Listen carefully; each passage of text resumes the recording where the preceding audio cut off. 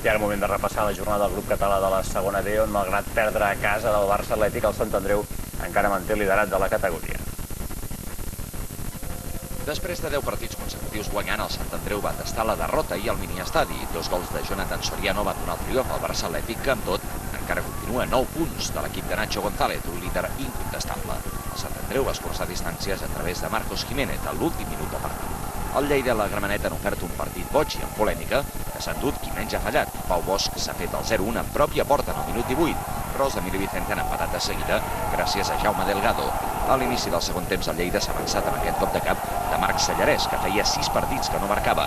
La Grama ha tornat a equilibrar el maig gràcies a Raúl Rodríguez a la mitja hora de la represa, però un penal transformat per Miqui ha donat els 3 punts als lleidatans. Una derrota que culmina una setmana molt difícil per a la Gramenet, en què s'ha sabut que jugadors i tècnics fa 5 mesos que no cobren. Alguns directius han dimitit i l'acord amb un grup inversor suec no aporta resultats visibles a l'aspecte esportiu.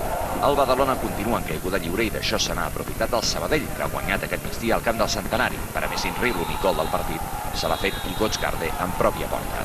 L'Espanyol ve ha obtingut un bon empat al Clariano d'Ontinyent en un partit en què, a més, s'ha avançat amb el primer gol de Gabri Gómez com a blanquiblau. Manrique, però, ha empatat 2 minuts després. El Gavà no va tenir opció a la ciutat esportiva del Mallorca, on el filial mallorquinista es va avançar amb un 2-0 en només un quart d'hora, gràcies als gols de Xisco Hernández i de Michael Pereira.